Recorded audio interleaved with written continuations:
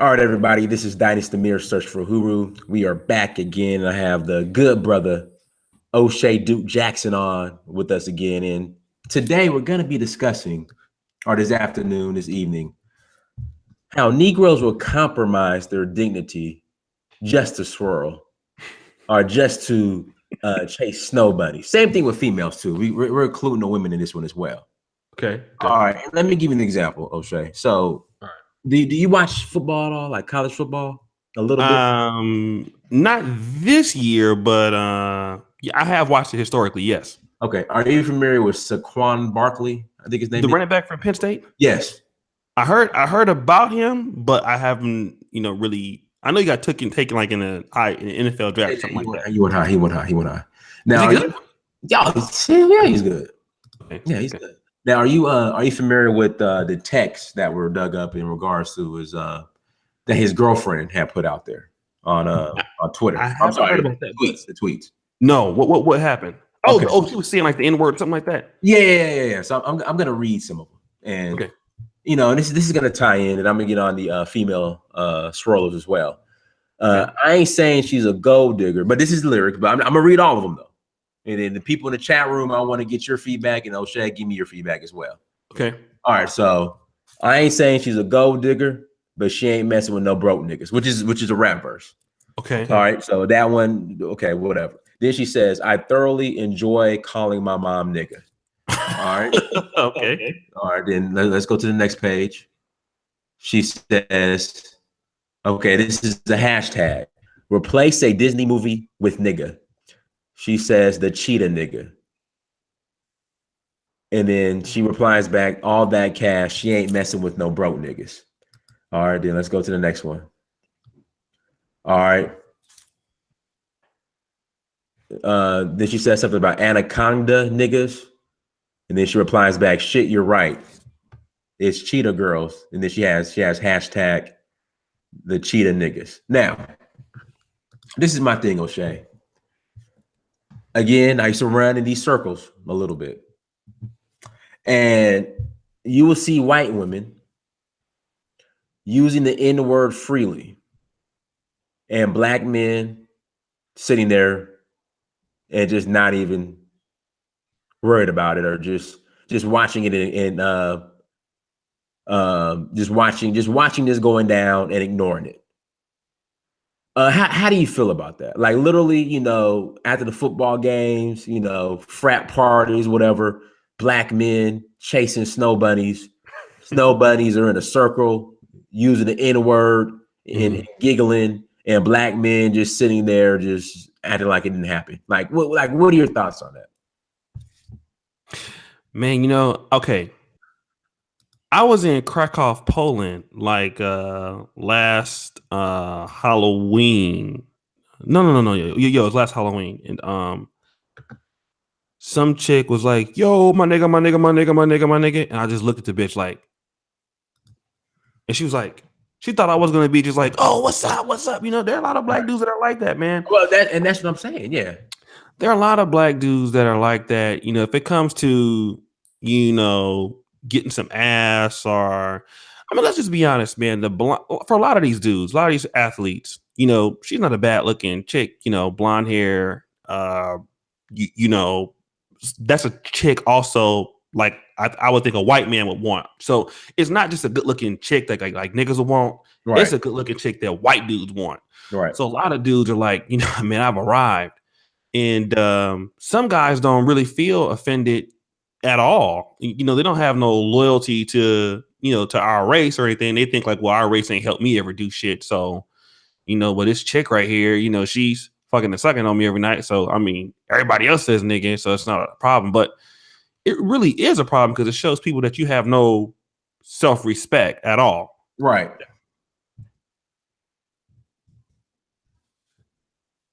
It is cooler than Belafonte. Right. Exactly. So, and then let's get on the women now too. Now, let's deal with Ebony magazine. I think it was either Ebony or Essence magazine, one of those magazines that the dusty feminists have hijacked. Okay. Article written. pretty much to the extent I'm pro-black, but I love my white supremacist boyfriend or lover. Or once in a while, you'll see a video of a black chick, who's had enough of her white lover calling her a nigger bitch. He says it to me all the time. He's saying nigga, nigga, nigga. I just had enough. I mean, it's just, I just feel, and then these same people, Australia, this is my issue. They'll talk about how black men have issues, black women have issues, but then they will venture out and hook up with, go play in the snow and get called nigger bitch and niggas and not have an issue with it, or just allow it to persist. Like, is this just a level of self-hate? Like, what do you think the issue is? Man, I hate to say it, man, but a lot of us are suffering from the case of the white man's ice is colder. And I actually saw this, when I went to Brazil, because people don't, a lot of people don't know, I know that there's a lot of black people in Brazil. And a lot of us have been, really trained to think that,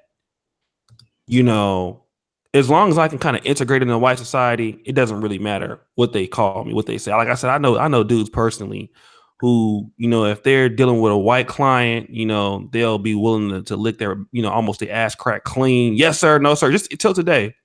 And when a black person come on, what do you want? Hurry up. Let's go. It just really shows that, one of the issues I think that we have as black people is that we really don't provide enough opportunities for our people as far as certain aspects, and it makes it seem as if white people have more to offer in general. Like when we look at the white girl, she's just a symbol of white administration, but that individual white girl cannot help you really do anything, or this individual white man doesn't help you really do anything. He's still, it's not like he's the one that owns like the system of white supremacy, or he owns like tons of businesses. It's just that these people think that I'm going to be more accepted. And if I get called a few names here, so what? You know what I mean? I'm going to be meeting new people, new friends. And I really don't fuck with black people like that. And it's not until after that they get abused, here they are coming back. You know what I'm saying? Jason Black said on his show the other day, since you brought that up, and I'm going to butcher what he said. He said something to the extent that when white people leave, I guess, the bedroom, if they're swirling, they remember who they are. They know who they are and what position they hold in society. Mm-hmm. But for many black people, when they're swirling and they leave the bedroom, they're confused. They leave confused. Mm-hmm. What are your thoughts on a statement like that? Well, it is true about the confusion, because if you think about it, we don't really have a culture, right? Not so much as black people, because as black people, the culture that we do have, so most of us, we don't take pride in the good things that we do, like the black college bands, like how we've influenced certain cooking and certain things or certain skills. The George Washington Carver, how he defeated the boll weevil plant in Alabama, and things that are great people. We don't really think about that. Our culture is based off of perennial losing.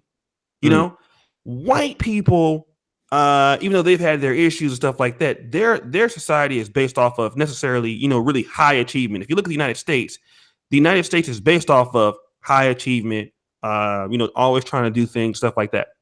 Black people, the reason why we spend so much money as consumers is based just off the fact that people look at us as losers, and we don't really have our own culture as far as, let's say language, or as far as where we necessarily come from.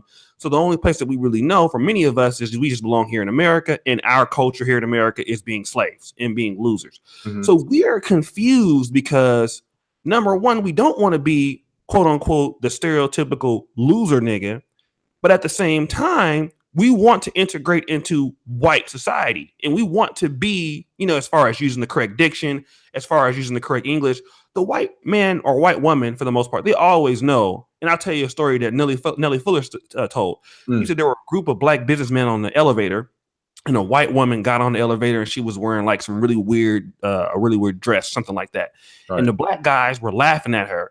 And when they got to the floor that they were leaving off of, she walked out of the elevator. She said, I know you're still laughing, but I'm still a white woman. And in so many words, no matter what your achievement is in this country, you're still a nigga. And that's what black people are kind of stuck in. You know, no matter how far we get, we still a nigga. And you know, and that's where we're at right now in America. So he's absolutely right. We're confused. We don't know if we want to be black. We don't know if we want to integrate into white society. And at any point, we know that if we go either way, we're still going to be associated with what is a perennial culture of losing. All right, Diane Corn is in the chat room. What's up, Diane? She says the generalizations and alienation needs to stop. People, they wonder why people who swirl are confused. Well, if you go interracial and your own people turn against you, then what? What would be your response to Well, what is she saying that generalizations and alienation need to stop about concerning what? Okay, she says the generalizations and alienation needs to stop. People, they wonder why people who swirl are confused. Okay. Well, if you go interracial and your own people turn against you, then what? I mean, here's the thing, and I definitely probably will understand, at least from the black male point of view, why they may do it. But once you date interracially as a black person, you almost have bought your ticket, a one-way ticket outside of what you think is the black community. Say that again. Stop the show. I need you to repeat that again, because what you just said ties it to the last show as well, and the whole pro-black and how can you date non-black and say that you want to rebuild black communities. Like, please repeat that again. Yeah, once you've decided you want to interracially date, what you've done is you bought a one-way ticket outside of the community, and that's just really what it is, and that's how a lot of people see it. Now, if you don't have a problem with that, that's fine. You know, I live in Europe where there are a lot of nice, you know, white women all the time. I talk about all the time, but I've never dated a Polish chick, and I've been living here for 3 years. For the fact that I want to keep what's left of the community, it's still, it might not be the best, but it's where I'm from. It's my community. You know what I mean? And it's not the best, but it's ours. You know, once a black woman or white or black man dates a white woman or marries a white woman, it's almost that knowing the historical problems that we've had with racism in America, with issues in America, and you go out of the community like that, and then you start to do some complaints about racism or white racist society. And I mean, nobody's gonna take you serious. But it's crazy, O'Shea. They're trying to, I guess, give these people a platform. You know, you have Van Jones, you have you know, Don Lemon, who has a white lover. You have Shannon Sharp. You have, I mean, it's a lot. Donald Glover, who have, I guess, white partners, but you know, they're given a platform to speak on black issues. And there's this argument like, why can't they speak on his black issues? But like I said, I just feel a lot of them suffer from the Harry Belafonte syndrome. I mean, you know, here's the thing. Let's talk about Barack Obama real quick. Barack Obama won the United States presidency. Maybe there are many varying faction reasons why he may have done it, but if you know, I think Barack Obama admitted to never dating a black woman besides Michelle Obama. Yeah, there would be no Barack Obama with a white wife. He would never have even made it to the second round. I don't know what round it was, but he would never made it. Right. The truth of the matter is, white people don't want to see you with a non-black wife. Nobody else wants to see you with an interracial wife. Black people don't want to see that. White people don't want to see it. Okay. People prefer that you are sticking with your own. Okay. That's what it is. You get more respect like that. And I can't tell anybody who to love, but most black women in the chat who are interracially dating, you probably wouldn't have voted for Barack Obama if he didn't have a wife. I know for a fact you wouldn't have done it. Right. But what's crazy now, and this is the thing, Kamala Harris. And I just found out she's not even black. I think she's like Asian, like East Asian. Okay. Indian. But now you see black women giving her a pass and she has a white husband. But like you said, it's a double standard. Now, if it's a black man doing it, a lot of black women won't give a pass. But if it's a black woman doing it, you know, we got to rally behind her. Yeah. So that happens all the time. I'm starting to notice that too. But okay, so also too, when men start to compromise and women start to compromise themselves when it comes to swirling, or just compromise their views. Mm-hmm. When I was in LA, I noticed that a lot of Black people will base racial progress via getting interracial draws Mm-hmm. and via because their non-Black friends listen to rap music. Is this a good? I mean, is this a good observation, or am I tripping? This is a good, Black people like little stupid victories, like for the fact that they see somebody non-Black doing a hip hop dance or Bill Clinton playing a saxophone with shades on. We are just so accepting of anybody that wants to be a part of our culture. If you're a non-Black person, even in Africa, white people go over there, wear a dashiki or something. Oh, they love that. Oh my God. Have the dance right. Oh my God. White people doing an African dance. Oh, we just are so welcoming to that. Let me tell you something. Okay. I just want to let you know something. Now, Black people, all the problems that we have a lot of fucking problems. But one thing I will tell you for sure, if Black people fall out with you, we'll fall out with you for a minute. Mm-hmm. I can't stand that nigga. But 30, 45 seconds later, we good again. That's how Black people are with we each other. We forgiving. Once white people, you fall out with them, doesn't matter what you did for all these years, they're done with you. That's it. You know what I mean? And I was talking to some of my conservative other buddies that have channels on YouTube. I won't call their name, but I have a primarily Black audience, like you have a Black audience. I don't have the subscriber base that they do, but I can make mistakes and offend Black folks, and they'll come back. But Once you fuck up with white people, that's it. It's over. It's a wrap. It's done. Curtains. Bill Cosby. Once you fuck with white people, you're washed. Ain't no coming back. And then you try to come back to the Black community. Oh, I'm still Black. Like the one girl, she recorded her boyfriend calling her all these racist names. Yeah. Then got with another white guy right after that. Uh-huh. Come on.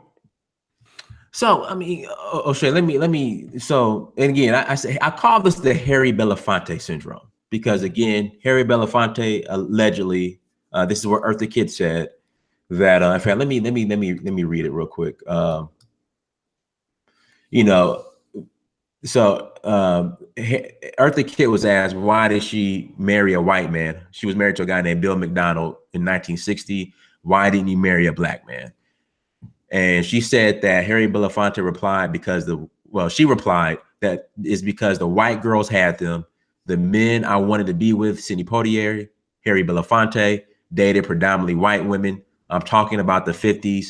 Harry Belafonte picks me out of his bed. I guess he just finished smashing in Philadelphia and said, I don't want you to take me seriously because no Black woman can do anything for me. I could not help him to progress into where he was going to go. A Black woman will hold a Black man back. That's what he told me. If I wanted to marry a Black man, there wasn't one because the white girls had them. Now, Oshay, do you think a lot of these so-called pro-Black men who swirl, okay, that make we somewhat talked about this previously, who somewhat make the excuse that Black women did not want them, do you think secretly, especially Black men who are in the entertainment industry, do you think secretly they have the same sentiment as a Harry Belafonte?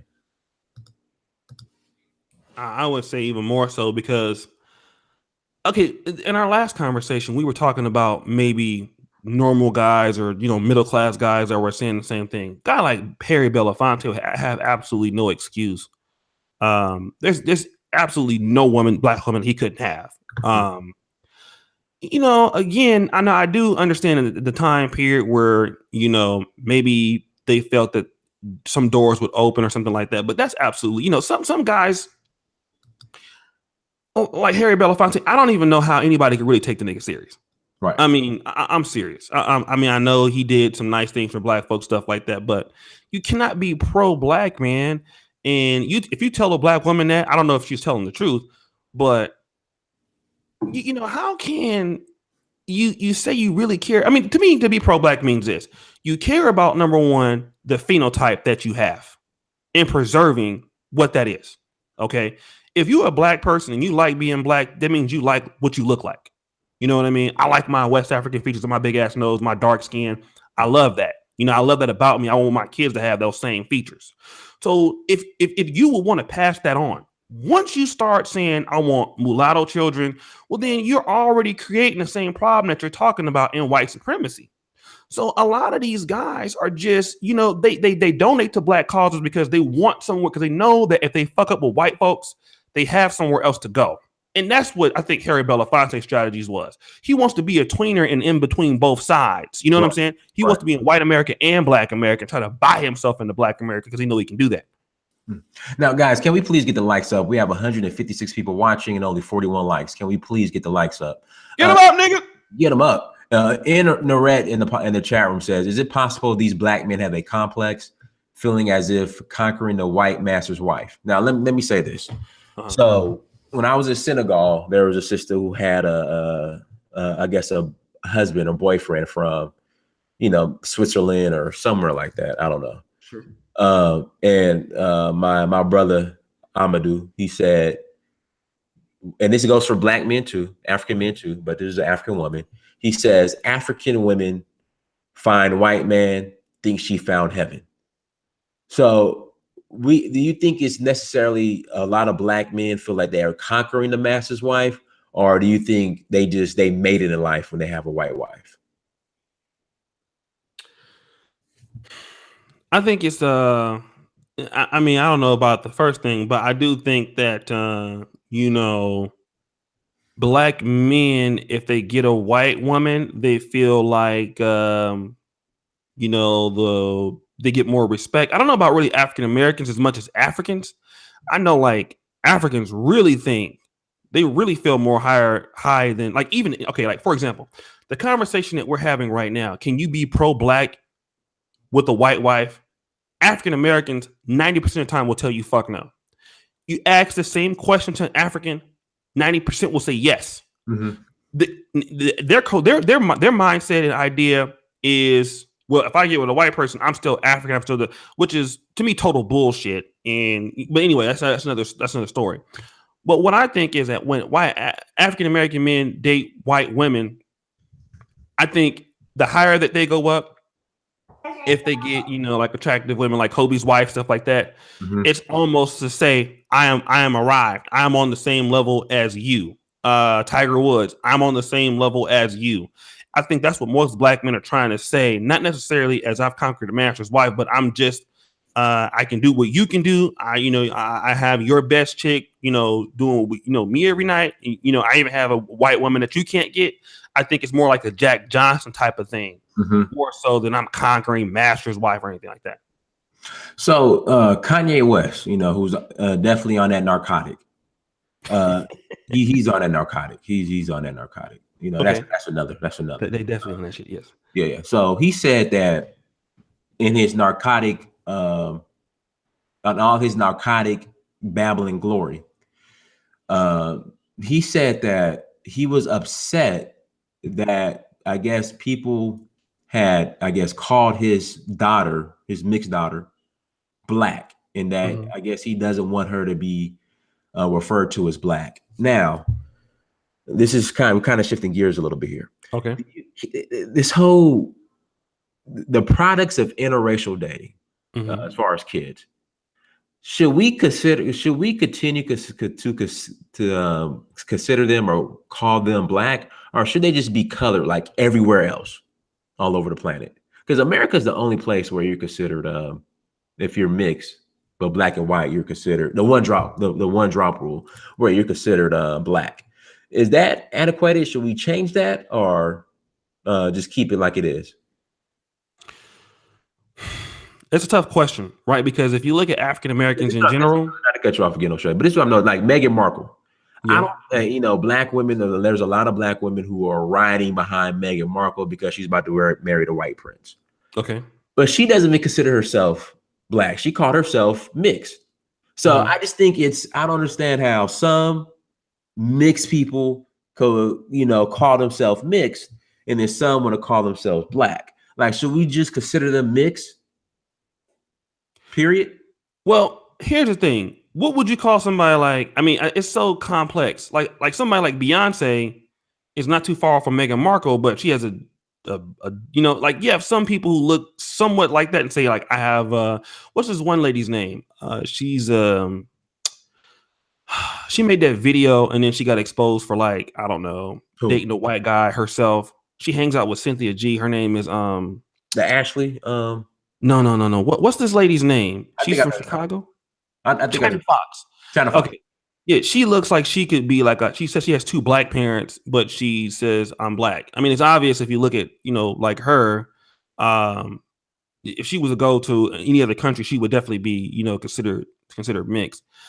I mean, I think that most African Americans, they say we have like 20% Caucasian in us anyway, the majority of us.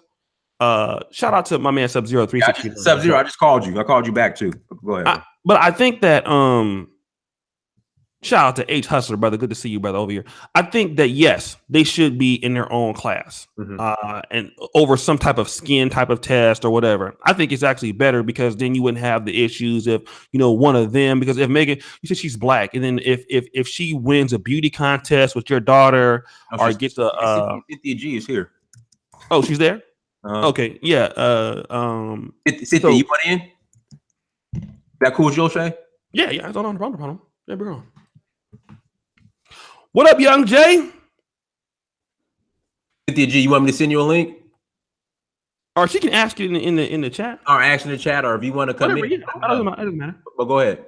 Go ahead, Cynthia G. What's your question? Yeah, I think that you should have a separate class. Mixed people, mulatto people, they are different. So that way there's not so much discrimination and stuff like that. Okay, so let me get on myself because I just don't want to sound hypocritical. Now, you know me, college, play football, around track. You know how I was in high school. You know, I didn't had a lot of snow buddies in my day because it was just there in my face and it was just easily available. Am I being too harsh? Like, or am I not being hypocritical because I'm at least telling people how I used to get down in the past? Because I know there's a lot of people who won't be honest in regards to their past, but you know, want to be self-righteous. Am I being overly self-righteous and not and being hypocritical? No, you're telling the truth. You're being honest. I mean, I've had white women before. You know what I mean? You know, I'm from California. Me and you from the same city, went to the same high school. Right. So we know the same exact people. We've dealt with white women, if not extensively for some period of time. There were a period of time where I wasn't even dating black chicks at all. And that's all I was trying to go for. It was about a year. I was about 19 or 18, something like that at the time, 20. But you're not being hypocritical, I think. But what you are doing is waking people up to the truth. And the truth of the matter is, white people, for the most part, if they can help it, they don't want nothing to do with your black ass. And that's just the truth. Anywhere that you move in, and if too many of you move in, they move the fuck away. That's what they do. I mean, how many times do white people got to keep showing black people that they don't want anything to do with us? I mean, that's everywhere. That's in Brazil, anywhere where black people live at, and you try to integrate. If too many of you guys go over there, they don't want you there, right? So if they don't want you there, then why are you going over there? You know what I mean? It's just logic that this type of shit makes sense, you know? And you know, you're trying to be accepted in a place where people are not going to accept you because white people are very nationalistic. And I don't blame them for that. They're supposed to do that. But they don't want your black ass over there with them. You know, this is around the world. I don't care if you go to Brazil. Okay, if too many blacks move into a Brazilian neighborhood, they getting the fuck out of there. If you occupy that spot, they getting the fuck up out of there. Okay, I don't care if you are a doctor, engineer, a fucking lawyer, whatever you think that you have arrived, you are still going to be a nigga. That's just what it is. Okay, I'm in here in Poland. I make, you know, more money than most people do. They don't want me in certain places. So me going to marrying a Polish chick is not going to change their mind. So this is what the nigger got to understand. They don't want you there. Why the fuck are you over there? Leave them people alone. Let them do them. And then when you get over there and get mistreated, you want to come back to the black race and start crying about it. Well, you already knew. Going in. So that's what we're trying. That's what you're trying to do, is let people know that, hey, if you have problems in America, then go to Africa. If you're having problems, there's other places where you can find different people of what you can get. You don't have to go this way. That's all you're saying. Right. Okay. Cynthia G says, hold on, I just had it up here. Okay. I think she said you're not telling why Black women don't respect Black men. I think you did share that in the last video, but if you want to. He doesn't say why Black women don't respect Black men. I think I did. Yeah, but I think I did say. And I think we basically said because we haven't built anything for them to respect. Is that what we came to? That conclusion we came to? I mean, you have to give women certain things. I mean, here's the thing. Go ahead. Here's what I'll say about Black men. Black men are like white men are more like lions in this respect. Lions, they hunt together. You know what I mean? When I was in Ukraine, I see like a lot of Turkish dudes, they work together. So Turkish people, Turkish men are more about, helping each other out, building the communities and stuff like that, and kind of promoting themselves wherever they go. The Arabs are the same way. Mm-hmm. The problem with Black men is that we are just strictly individuals. We have the talent, but like me and Diane, instead of me looking to work with him, I'm not looking to work with him. Shout out to J.L. Edwards and Doug. And hey, shout out to Doug. Doug needs to get, bro. We need to come together and get a plaque for Doug, moderator of the fucking century. Moderator on my channel. This dude, I don't know what Doug does for a living. I don't know if Doug sleeps, but I swear he's moderating somewhere.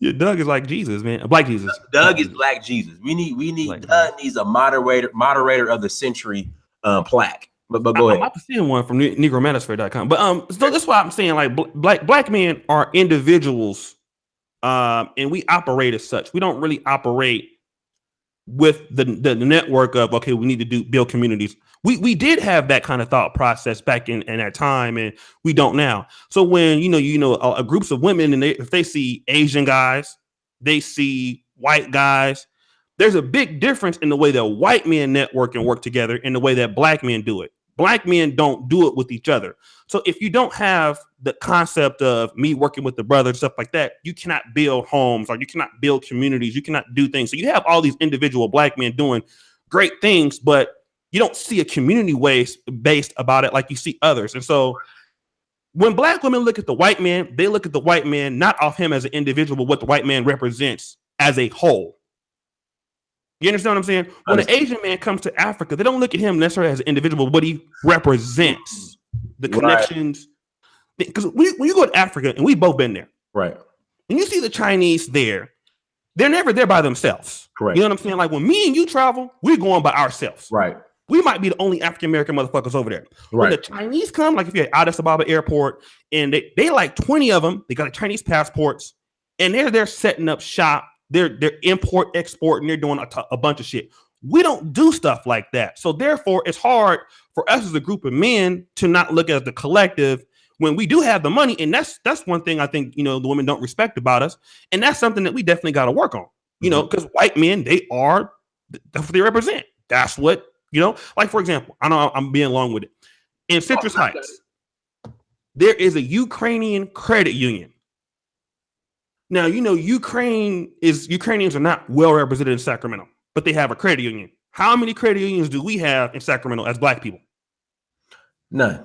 Zero. And we about 400,000 or 500,000 people in Sacramento County. So this is why I think a lot of African American women don't have a lot of respect for us, because when they look at the other guys, they look at what they represent, as far as the community. Let's get back to the whole, once Black people come together and move in certain neighborhoods, white people leave. But before we do that, everybody, can you please get the likes up? There's 212 people watching and only 91 likes.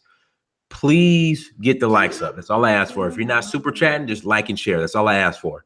But I'm not going to name any names because I'm always calling them out. There are certain Black conservatives who have left the Democratic plantation. And we're kind of, this kind of goes with them compromising themselves, but they have left the Black plantation to go to the Republican plantation and are given doggy biscuits and told that they're free thinkers. How do you think this is going to end up for him in the next, we'll say, 4 to 5 years?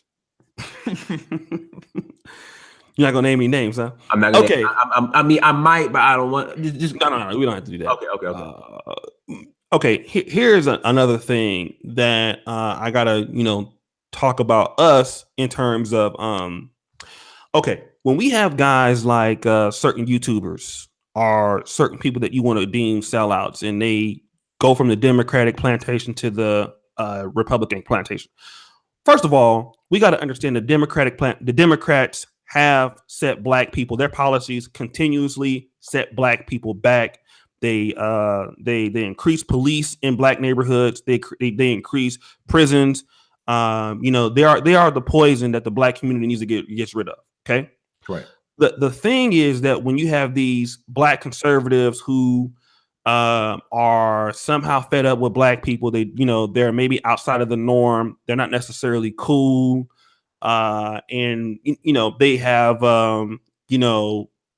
certain different viewpoints. They feel like a lot of black conservatives go that way because of some kind of disdain for black people, I feel. Okay. I can see that. And then when they get over there, what ends up happening is they end up used as a token Negro. Like Pastor Mark Burns in South Carolina. And this is what Republicans and black conservatives will try to do.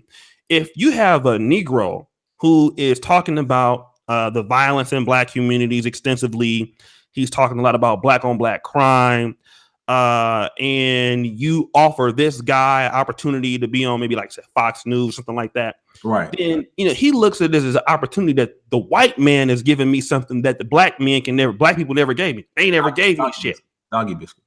Doggy biscuits, exactly. And so they continue to go on, and it may be true. That's another thing that black people have to do. They have to support the things that they want to see, because we don't typically do that, but that's another story. So typically these black conservatives have some type of pedigree. Number one, they're either married to a white man or a white woman, right. Almost always. Mm-hmm. Same thing on the Democrat side. Yeah, but you definitely see it more. And the thing about it is, what Republicans do to me that's so insulting is you will put a nigga up in front of black people mm-hmm. who has the same talking points. Now, do I have some talking points about police brutality? Yes, there are some talking points. People think that's cooning, but that's just my opinion on certain things. But you should never put up a black person who always takes white men's quote unquote white, like let's say slavery is a choice, right? Anytime something happens, he takes the white conservative side of it. Right. Put this Negro in front of black people and think, this is my black delegate. He's going to speak to black people for us. He's going to help blacks join the Republican Party. Black people do not want to be insulted. You cannot put somebody up who is, number one, married to a white person as a black person. That's one thing that, especially if you're talking about conservative talking politics, because conservative points, if you talk about black people need to own their own businesses, that's conservative. Black people need to own their own homes, operate their own schools, operate their own economies. Those are great talking points that black people need to hear, and less of the government, right? We need less government support so that we can run our own family, stuff like that. Those are conservative talking points. I think every black person agrees. But when you start talking about these certain things, and you put up a black person who never calls out white people on their bullshit, he's always disingenuous, or she's always disingenuous. That is something that really irks black people, and it makes black people hate the Republican Party. It makes them, it turns them off to everything that conservatives have to offer black folks. And this is the thing. This is my theory. Mm-hmm. I would say black men who have platforms, democratic or liberal platforms, have no issue calling out white racism or white supremacy, but they will not call out the fuckery in the feminist community. They won't call out the fuckery in the LGBTQ community, but they'll call out racism, white supremacy. And they won't call out the fuckery in the illegal immigrant community or immigrant community in general. Now, then you have the black conservative. He'll call out the feminists, he'll call out the LGBTQ, he'll call out the illegal immigration, but they're scared as shit to call out white racism and won't do it. That's what I've noticed. bro, you are absolutely right. 200%. White, the liberal community is actually, I think, those people who like, especially when it comes to immigration. Mm-hmm.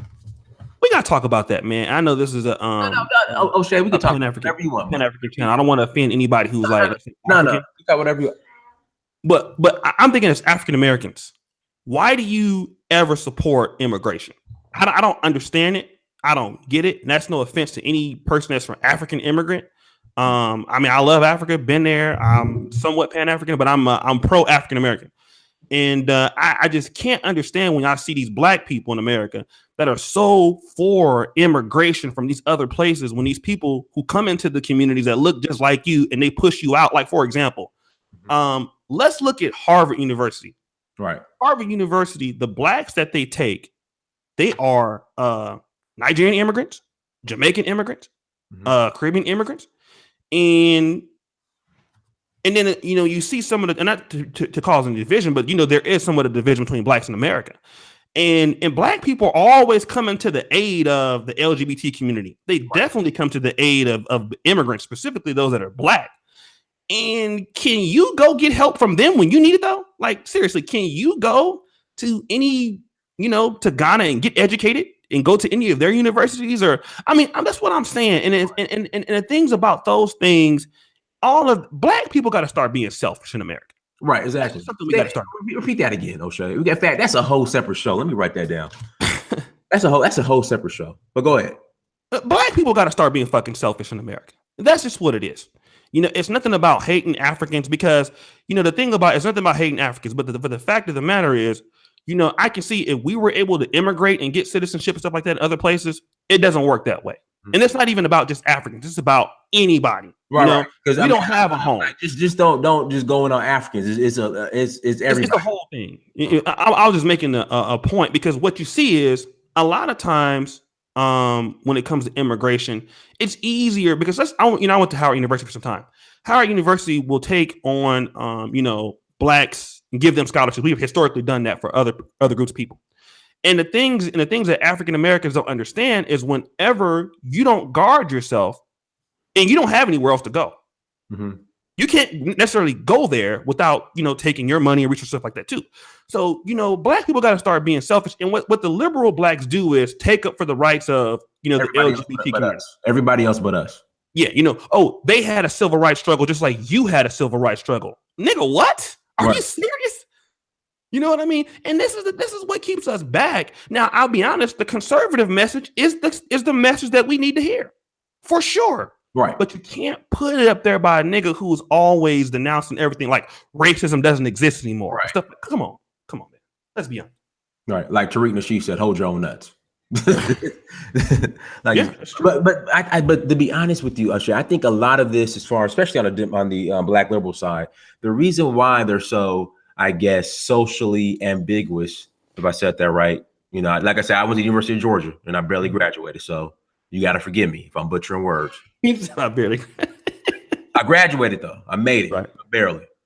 Socially ambiguous. Is it because they feel as if they would lose access to non-black draws and panties? You mean black men? Black men and women. Because like I said, especially in Hollywood or in general, like when I was in LA, black men and women got behind everything except for our own black issues. And do you think they just get behind everyone else's issues because they are afraid that they will lose access to non-black love? Or are they serious about these issues? Like why are we like that? Why aren't we selfish, I guess? Well, number one, we're both so California is the most liberal state in the union that is I think trying to get rid of black people altogether in certain aspects. But black people have no real sense of self. You know what I mean? Especially in places like California, we don't see a lot of black culture. Like, let's say, for example, like if you were in Atlanta, Georgia, Mississippi, Alabama, you can at least see the black homecoming games, the marching band. You can see, the great things that blacks have done in the South, stuff like this. So in California, in those kind of liberal places, you don't really have any understanding of, African-American history and things of this nature. black people, we really don't have many of us that are in that mindset. We don't think that we actually have anything worth saving. You know, Right. we're so busy trying to get into white America. And the way that we want to get into white America is to complain to white America about them not letting us in. So really, we're not really caring about the issues of the LGBT community. We don't care about that. I would even argue we really don't care about Black Lives Matter. Right. What black people want that are pushing these agendas, they just want to be next or having the quality life that they feel that white people have. In whatever way they can kind of scheme their way into it is what they're trying to do. Let me just address one person real quick. Go ahead. Somebody says that I hate Africans. Okay, let me just tell you something. That is nothing further from the truth. Okay, I've been there. I paid my money to go there. I have Africans who write for me on my website. My best friends is African. But just like you say, if you come to American, would you call yourself African American? No, you would say I'm a Nigerian American. I'm a Ghanaian American, right? I'm an African American. So just like you wouldn't want to be called an African American, or I wouldn't want to be called a Nigerian American. I'm just pro my people, and you are pro yours. That's nothing about hatred of anybody. So I just want to clear that up. That's true. Now go ahead. No, that's all I want to say. With that being said, yeah. Okay. Let's see here. No, and I think Edward Anderson was saying that there's just a deep-seated hatred that black women have for black men. And then he's saying that and we've talked about this before, and I'll bring it up again because people keep bringing it up. That I guess I wouldn't understand because of, I was an athlete and draws model. So, I mean, do you think black women have a deep hatred for black men? Because I don't see it. I don't see. I think it's there. I don't see it. Mm-hmm. But please, go ahead. Yeah, I think that at least in the case of some of them, there are some black women who have some very strong disrespectful talking points about black men. And there's nothing I think that black men can do to fix it or change it. That's just how they feel. Mm-hmm. I think you have that on both sides. This is what I would tell black men just going forward. You're going to have some black women who are not going to appreciate what you're trying to do. You will be like Cynthia G. I heard her say the phrase beta male coons. Uh-huh.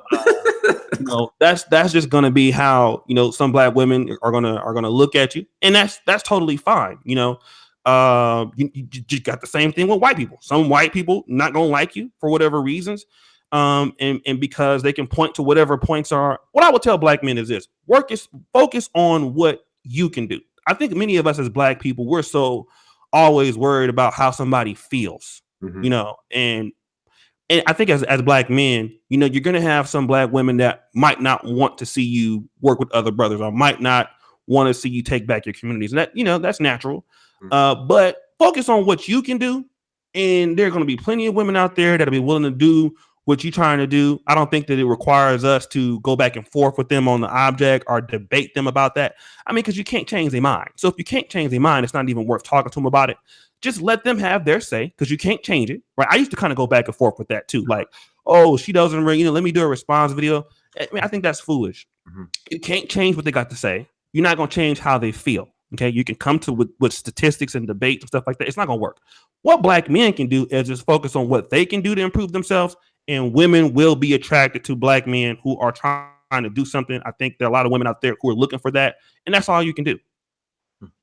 Now, Tina's asking the chat room, why do black men feel this way? Because I mean, again, I see isolated incidents, but I don't see I don't know where they're coming with this argument that just black women are just here to undermine black men. I don't see it.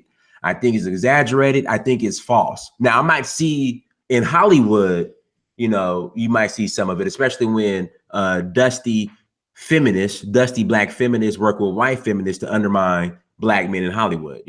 When dusty white feminists put the battery in dusty black feminists back to undermine black men. I'll see that, but just in the everyday, in the community, I don't see it. So why do you think a lot of black men think that black women are trying to undermine them? What I think is, okay, so black women have more of a control on, let's say, media when it comes to, telling their story of, what they think, like, kind of like the whole down low situation that you came up about black men that was kind of told by black women and, I think that African American women have more control on the media than we do, because we don't even have a media. Black women definitely have a media. So they've got their story out there. Right. And so instead of black men trying to counteract that with coming out with our own versions of media and trying to tell our stories, we kind of sat back and just let, the narrative be told. And so I think, and black women, they're more, I would say, when it comes to wanting more power, wanting to maybe run things more so than African American men have been in the last 40 years. They are more opportunistic in that. And I think what black men are doing is we've kind of sat back and maybe kind of like waited a little bit too long. So it seems as if, the narrative that they're pushing about us is negative. And they have had a head start. I think a lot of things that people see about black men in America have been told to America by black women themselves, if not in books, if not in, movies that they've written or plays that they've written. And so I think black men have taken, offense to those things. But again, the real thing is, if you think about it, black men are still the second most desired men in the world, right? I think the most desired. Well, I mean, if me and you with this, this traveling, I think the most desired. If you a superstar looking nigga like me, of course you're the most desired. But I think the issue is this: with all of the things, depending, because I would say, to be honest, most white men, I would say on average, if a white man goes to Africa, and you have a black man in Africa, equal looks, stuff like that, the white man is going to get more. You have easier time. I disagree. From women, like getting women they desire. I think so. I disagree. I disagree with you on that one. I think white men have the most sexual market value based off of not necessarily looks, but based off what they represent. Because if you're a black man with an American passport and you travel anywhere on this planet, and if you put me, for example, in the same room with Brad from Orange County or wherever the fuck, in Africa or anywhere on this planet, I guarantee you I will get more hype. I've seen it. I've been there. I would say this. Let's do this. Black men are in the top 2. Okay. I'm gonna say the top 2. Me personally, when I see certain things, I would think like when it comes to most women, because of what white men represent. But let's say black men are still either number 1 or number 2. I will at least say that, right? And I think that even what black men have had an issue with black women, it hasn't stopped the fact that black men are able to interracially date a lot more easier. Mm-hmm. Black men are able to do certain things much easier, maybe on average more than black women. So it hasn't stopped. So I don't even understand why black men are even, if black women have something to say that's negative, it doesn't even really matter, because they're not going to stop you from somebody liking you or somebody. I mean, that's what the colorism channels are about, that black men are getting more promoted than you. So it really doesn't even matter, right? Because you're still the most desired man, 1 or 2 in the world. So they're not stopping that. So what's the problem? And then Cynthia G says that black feminists are mentally ill. I agree. Any black woman that calls herself feminist, I can't take serious. Like, I'm just like, I can't take serious. So I definitely I agree with that. And then somebody else said that when it comes to white men, they're just interested in their power and resources. When it comes to the black man, it's because we're fine as fuck. So I think it's kind of both ways, because again, when you have that American passport, they're going to assume you have resources and you're good looking. So I mean, here's the thing. Let me just say this real quick, right? And I don't know how many guys have actually traveled to Africa. If you have an American passport, women are gonna be trying to get you for money, where they think that you look good or not. You're an American guy. When you get over to Africa, them prices is gonna go up. somebody in their family gonna automatically die. Can you help me bury my third grandmother this week? My somebody just shot my leg off. Can you help me? You going to get the same. I mean, a lot of guys think you're gonna just show up on the spot and like, oh, I'm an American, I'm black, and they're gonna just be on me like that. I mean, it's possible, but they're also looking at you as an opportunity, just as anybody else. So let's not forget about that. You know, you're American, you have money. Look, my third grandma got killed last week. Can you send me some money? That's what's gonna happen, nigga. So let's not get it twisted. You're gonna just show up there because the same thing happened in the Dominican Republic or in Brazil or that y'all don't go out there and be stupid, nigga. You're gonna go out there and get hit for a lick thinking that, oh, I'm African American. I got my passport, nigga. Oh shit. Next thing you know, they're gonna be hitting you for it. So let me ask you something. Do you think black feminists, have primarily their issues are daddy issues? I think they have more daddy issues that are unresolved than anything. You want to know the truth? Go ahead. They got unattractive issues. Let me tell you something, right? I can be an ugly nigga. Right. Like I am. I mean, my grandma sound like Martin Luther King, but I don't see it. But me being an ugly nigga since I was an embryo, that's a long time. Right. Rules of the game say, and shout out to the booze that said I look good, baby. I see you. Don't worry about nothing. I'm rubbing your ankles.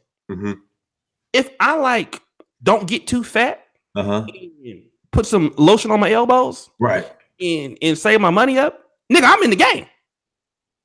You know what I'm saying? Hey, I can get me a good looking female or something like that. If I start talking to her and if she starts smiling, nigga, that's draws. I'm taking them down. Okay, I'm a fast talking nigga. When you are a female that I don't care how much money you got, if you end up looking like me with a vagina, it's over. Ain't nothing that you can do. So then you start the Me Too movement like that one chick, or you become a feminist. Because what can you do? I mean, niggas will do a whole lot of shit, but even if there's some shit that some niggas ain't gonna fuck with. And that's the thing about a lot of feminists is a lot of them, I hate to say it, I've never seen a feminist. I was like, God damn, she a feminist? Come on. You know, most of them that you see a feminist, you be like, okay, I understand. Why? You know what I'm saying? And so it don't work both ways. A dude that's fat or ugly or something like that, if he work on this game, work on his mouthpiece, and don't be funny, you gonna pull something, nigga. A woman can't just woo the penis out of no dude because she's funny. A nigga be like, you funny, but you got my shit limp. Boop, I'm gone. You understand what I'm talking about, though? Is this right? No, yeah, you're right. You're right. Thank you, baby. God bless you. You know what I'm saying? planetoshay@gmail.com. Jimmy, go ahead and ask your question. Damn. Okay. Shout out to the super chats. Brother, Junin Zone says black men support black patriarchy. Now, we have Diane Corns is in the chat room now. Diane made a comment saying pretty much that black men she had a lot of problems with. Now I think she's in South Africa and she got her a Brad, a white Brad. Now, when you hear a lot of these issues that black women say they've had with black men in regards to, it usually has to do with patriarchy. But they get with Brad, and from what I've observed is that Brad can be at times patriarchal as well. Do you think a lot of black women who swirl refuse to submit to patriarchy from black men, but do white men? Absolutely. Absolutely. Because the white men, I mean, you do have some white men that, let's just be honest. There are a lot of African-American women. Is she African-American or she just? She's African-American. She got her a Brad and flew her to South Africa. Relocated her to Cape Town.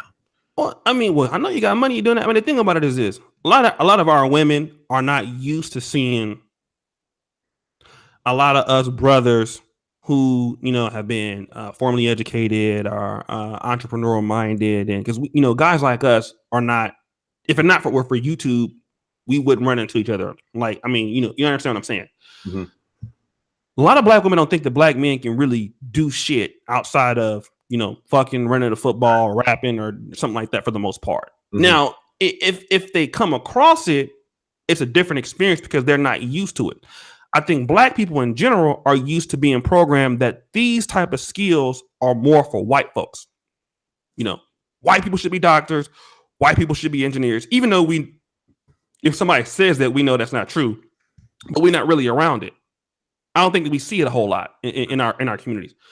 So I think that yes, black women are not used to having some black man, give her some kind of rules or something to submit to. And I'll be honest like this, even black men have a problem with other black men being their supervisor, because you have a white supervisor, and black men, if they have a black supervisor, they will take extra long breaks. Okay. Okay. I'm after you finish your statement, I gotta object to what you're saying in regards to the black versus white supervisor with facts. But go ahead. Okay, but this is what I've seen. You could be wrong, but what I've seen is, I did the videos, and the black men will black people in general will have a problem with black people in corporations that are leaders. They will try to get away with more shit versus white supervisors. And I think that white people, when you think about white people, they're more cutthroat, more disciplinary with the law. So, there's some black women that don't feel that, hey, a nigga can't teach me shit. And that's cool. And I don't have a problem with that. Just don't, go somebody else.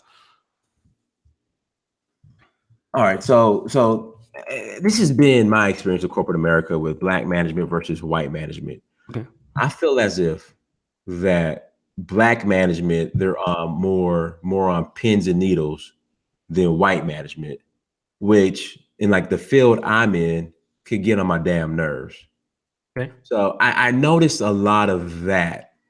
But I still respected the hell out of, black management and love and encourage black management, even black female management or female leadership. But that's just what I noticed in corporate America. Black management, they're more on pins and needles than the white management.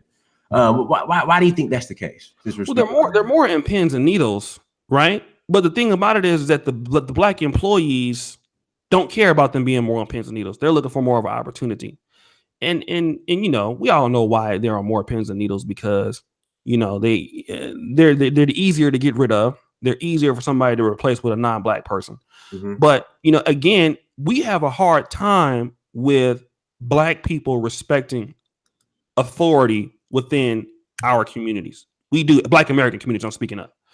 And I think a lot of African American women, when they look at white people, they automatically think of authority. Like even in your black cities, let's say, what was the city in St. Louis this boy Michael Brown got shot at? What was it called?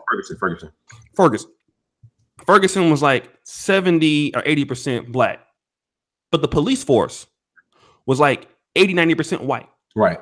When you get so I think that black people are, when we see judges, stuff like that, we, even in black dominated areas, we look at white people as authority. It's just ingratiated in our mind, So I think that for some black women, that maybe all of them, they have a serious problem. And so, hey, I would say the best of luck to her. I don't have no issues with, black women. They do that, if something happened, don't try to come back in, with a mulatto kid and, okay. And try to.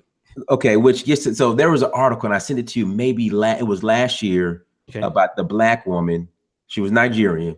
She had a white husband, got pregnant. Okay.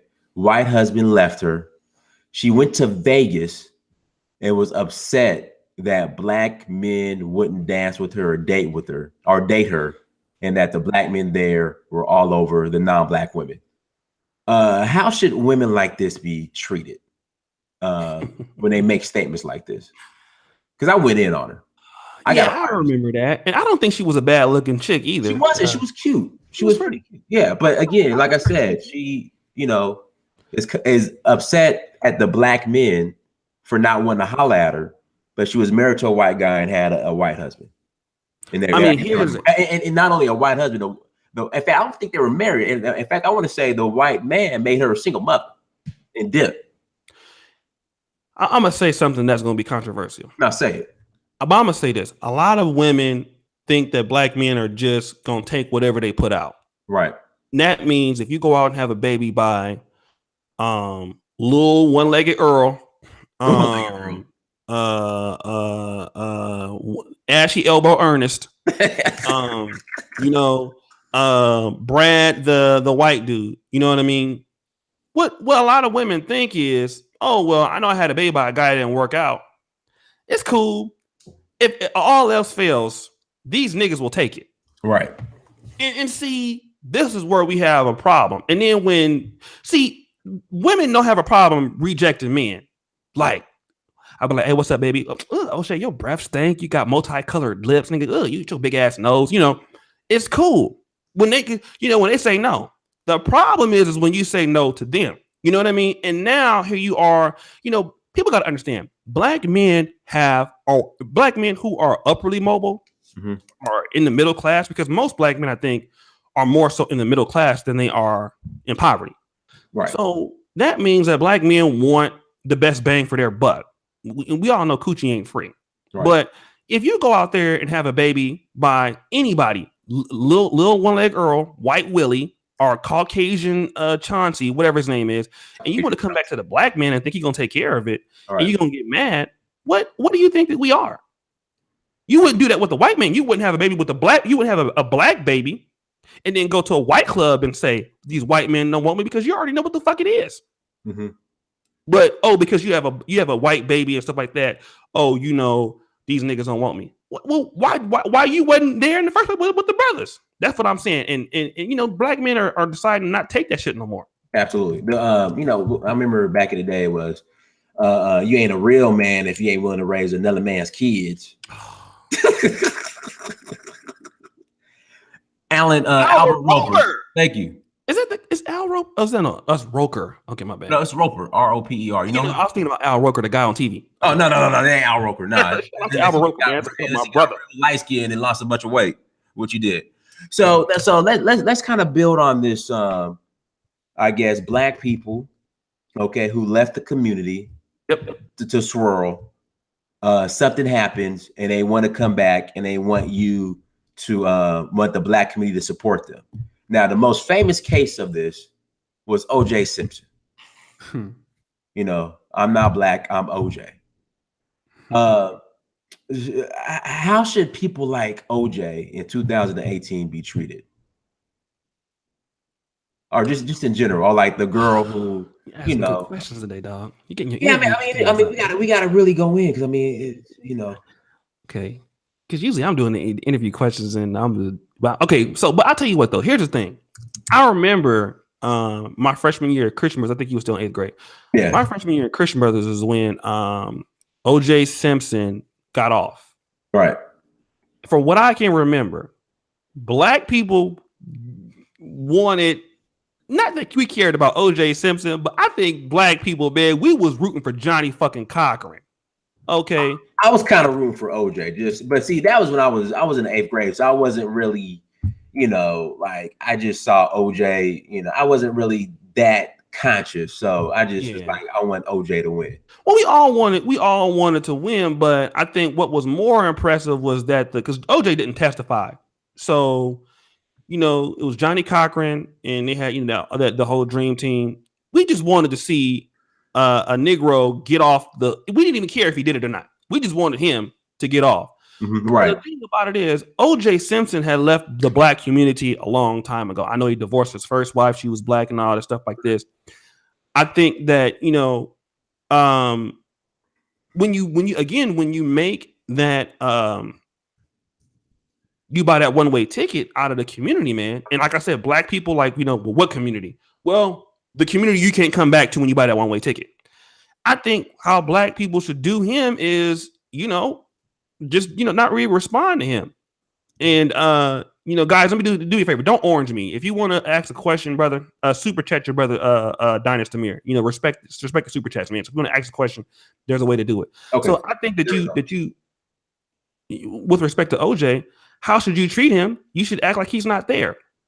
Because again, a lot of black people think that, going into white society is going to make them better. You're never going to be equal, man. It's just like you cannot have sex with these white women that these white men want, and you throw it in their face and you think they're not going to come after you. That's the reason why Bill Cosby went down. Right. It's because he was having sex with the white women that white men wanted, and they can't let a black man do that. And they're not going to let you do that. You look at some of these white women Bill Cosby was having sex with. I don't know about that. Well, okay, the one that was ugly, but some of them was maybe what did they look like when he was younger? The model, what's her name? She had her Janice Dickinson when she was younger. She was halfway decent before all the drugs and all the cocaine and the lipo and facelifts and all that other stuff. Oh, I mean that's about the only one I could think of, man. The rest of them was like, dude, Bill, really? right. Like, come on, man. Like for this, goodness gracious. But listen, we have 287 people watching, only 154 likes. Please, can we please get the likes up, please? Get them up. And let me just go ahead. While you're getting them up. Oh, sorry. Go ahead and get them up, dog. My bad. Yeah, no, but go ahead. Get the likes up, please. Go ahead. I mean, here's a problem that we also have in Black America, right? And I got to shout out to Nollywood, right? Mm-hmm. When I was in Uganda, one thing that I noticed is you cannot go anywhere. Shout out to Riz Jeezy 40. You cannot go anywhere without hearing Afro beats or Olamide, DeVito, Wizkid. It's everywhere, right?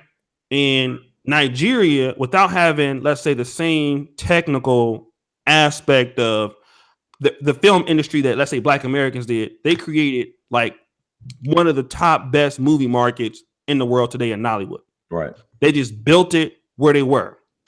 You know what I mean? And it's all across Africa. I mean, their influence, like when Nigerians show up to any parts of Africa, man, they get like so much respect.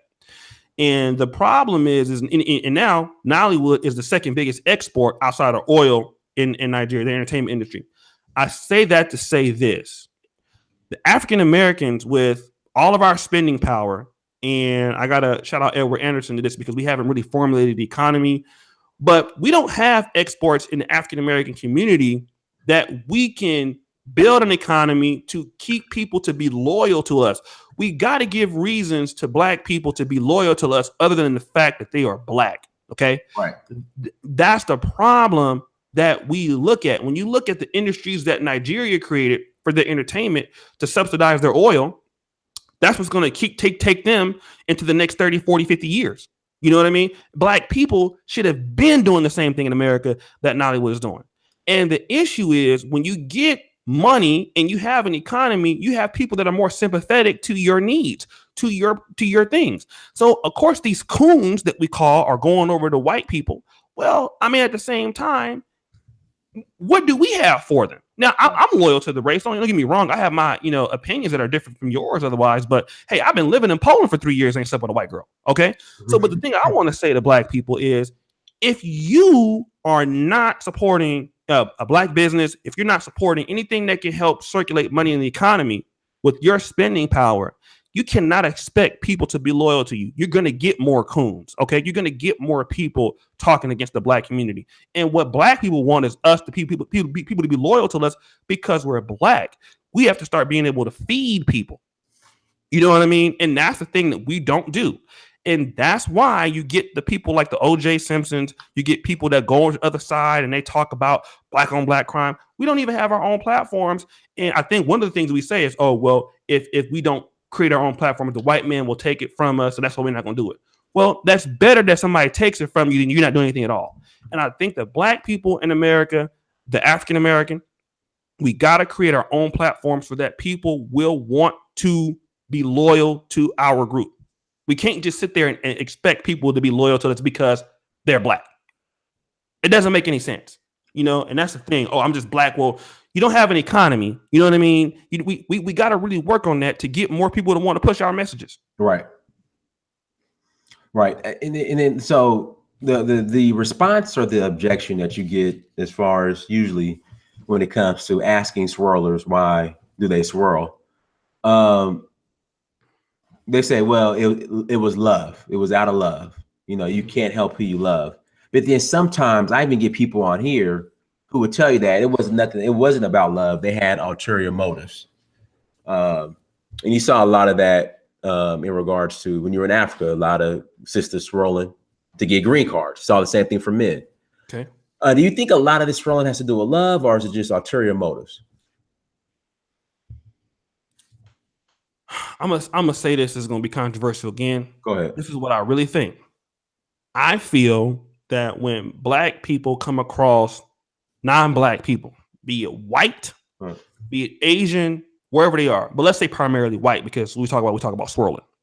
Black people tend to have a better dating experience. In the fact that this partner is more, let's say, nurturing, more understanding, willing to try more new things. I can be a little bit more out of the box. This partner is more supportive, more caring. You know what I mean? I think that's why I hear a lot of black people kind of, those are the talking points. So yeah, there is maybe a motive like, oh, he's white, right? And that happens. But I think that almost every black man that have dealt with, for the most part, that say they've dated a white woman or a non-black woman, you'll probably hear, she was more nicer to me. She was more effeminate to me. And the black woman may say the same thing about the white man. He's more caring. He's more affectionate. He's more loving. And I think in these other cultures, that's why so many black men are going to Brazil or, places like that. Of course they still tricking, but it's that the fact that, these women, they treat me a little better than if I was spending the same money in America. You know what I mean? I think when black people encounter other races and how they do things as far as affection and dating, they kind of want to stay there. You know what I mean? And they're like, well, damn, even if she's not as cute or he's not as cute, they show me much more hospitable treatment and things like that. I think that's really what it is. And I think that we have a problem in our communities that we're not really necessarily so affectionate or so loving. I think we bring a lot of dysfunction from our past to these relationships. A lot of these other groups may be a little bit more stable when it comes to being more emotionally available. I think that's where that's why we see more black men swirling and doing these other things. African-American women may do it because of resources, stuff like this, but also, these white men probably are, maybe more nicer to them at some points. I think that's really what it's about. Everybody, just thank you for joining us. Make sure you hit the like button, okay? We got 297 people watching and only 182 likes. Please get the likes up. What we'll do, Oshay, I know you be having those marathon shows. Me, I only can do an hour, a little bit over an hour. They ran out of gas, huh? I'm running out of gas. Hey, when I see them super chats coming in, nigga, I'm gonna keep going until Jesus come back. Shit. Already done it? White Jesus comes back? White Jesus with a curl. With a curl? Yeah, I'll be going in. So if I see the money coming in, I'm gonna just get the coffee. We gonna go 32 hours. All right, Mike V says swirling is not a black male thing. It's a black female social construct that has nothing to do with black men. What are your thoughts on that? Okay, so what is swirling? Swirling is it's just black people who date interracially, but I would say to be more specific, date white people. Yeah, and if you want to, black men and black women. Yeah, black men do that much more. So if you want to just say, okay, swirl means to date a white person or white man. So interracially dating, black men do that a lot more than black women can. I think because number one, I'm not gonna say because black women can't do it, because I think they can. I think that black men are willing to do it with less than standard women, right? I think like if a black woman swirls, she might take more of a basic white guy than she will take more of a basic black guy.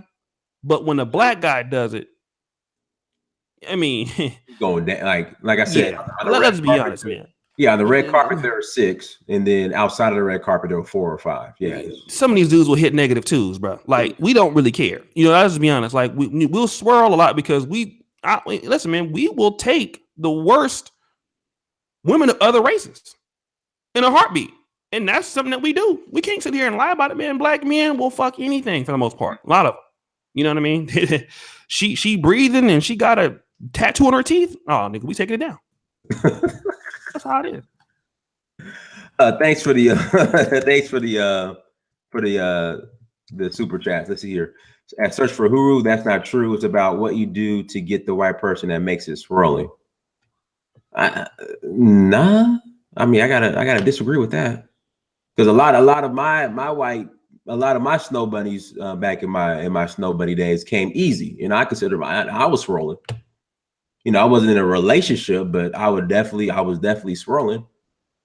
Now, okay, so let me ask you this, O'Shea. Say you just smashing snow bunnies. Okay. Would that be considered swirling, or do you have to be in a committed relationship for it to be considered swirling? That's swirling too. Okay. Yeah, that's swirling too. You know what I mean? I understand. I'm not necessarily saying like I'm necessarily like hella against it. Like I understand. I mean, I'm coming from a black male perspective, so I can't really speak for the black female perspective. But I see more why black men may try to go that way. But I mean, I heard dudes say I only sleep with white women. I ain't gonna try to marry them. Well, my grandma used to always tell me, you play with a puppy, he'll lick you in the mouth. You know what I mean? So the more you start smashing them and you start liking it and she starts liking it, you're gonna more than less likely, keep doing that. So it's the same thing. Mm-hmm. Especially since some of these niggas be lying because the girl don't think that she not in a relationship with you. She think that you want to be with her. A lot of y'all be lying. Like, yeah, baby, I just want to be with you. You call you home, but yeah, I just fucked her for no reason. Yeah, dog. So.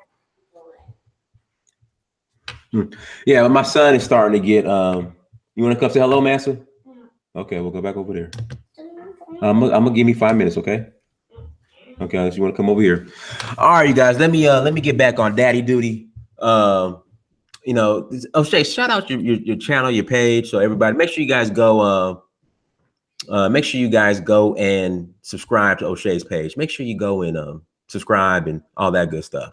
Yeah, I want to thank you for having me, man. I know some people in here. Ooh, y'all calling me all type of names, man. And they calling me a coon too. Yeah, man. Shout out to the dude, Emmanuel Olajumu, man. Hey, dog. I will subscribe you a big dose of butthurt because you've been in your feelings the whole night, man. Like, damn, you mad, huh? You like, fuck that nigga, man. Oh my god, dog. I know. You mad. Yeah, people were like, damn, Dennis, we didn't know you was like that. I'm like, yeah, man. I mean, I said it before. I know I said it on your page back in college. It was just snow bunnies just everywhere. It was just snow bunnies everywhere. What was I supposed to do? Just snow bunnies everywhere. And like y'all said, snow bunnies just giving the poo up easy. All I had to do was just show up. Hold on. Let me do something real quick. Go ahead. It's for Olu. Fuck O'Shea, man. I hate him, Titus. Why do you keep bringing him on your show, Titus? Man, I'm just so butthurt over that nigga, man. Oh my god. People, man, that's my boy. Titus! Titus!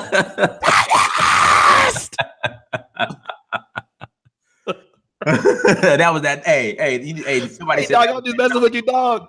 That was that Nollywood love. That was that Nollywood love. That's straight from a Nollywood movie. What you just did. Hey man, they laughing at you, dog. Hey, I love you like a play cousin, dog. Straight from a Nollywood movie. I love you like a play cousin, dog. You know we good. My boy, man.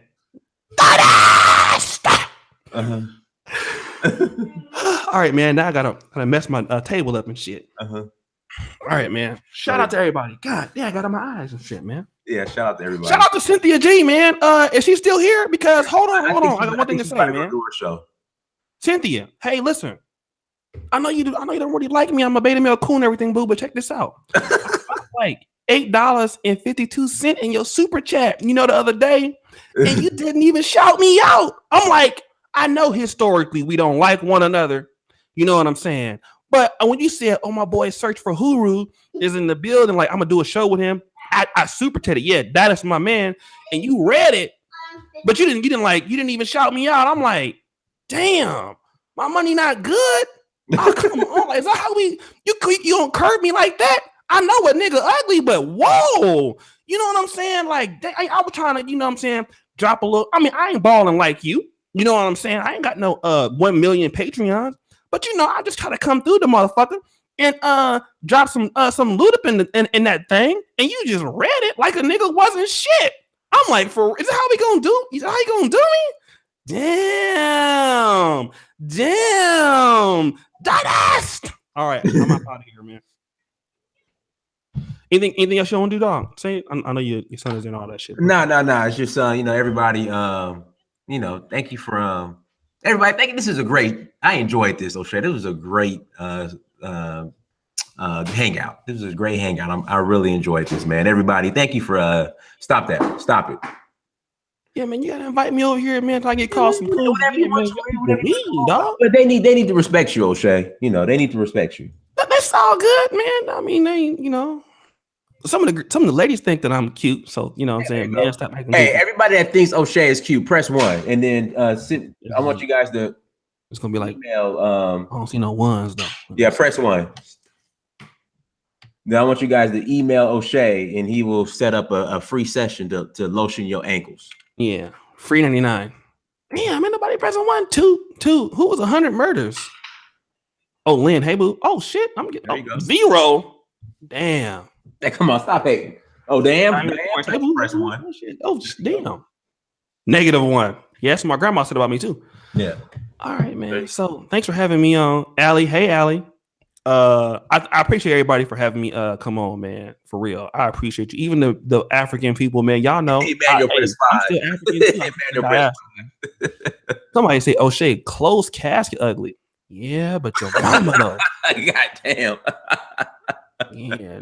You be mad if I took your hoe though, nigga. That's the thing that you niggas will hate. If an ugly nigga like me take your bitch, oh, you hate that. I'm telling you, don't leave her with me, nigga. All right, so this dude keeps trying to. I got a stalker over here, man. But anyways, I'm up out of this piece, brother. All right, for sure. All right, everybody. Thank you for joining us. Make sure you go to search for Huru on Instagram, Snapchat, Twitter, and Facebook. Also go to Africa Personified on those same platforms. Also go to searchforhuru.com, DynastyMirror.com, AfricaPersonified.Africa, and go to Amazon.com, search your name, Dynasty Mirror. Please buy a book. All right, everybody. Till next time, which will probably be tomorrow. Peace. Peace.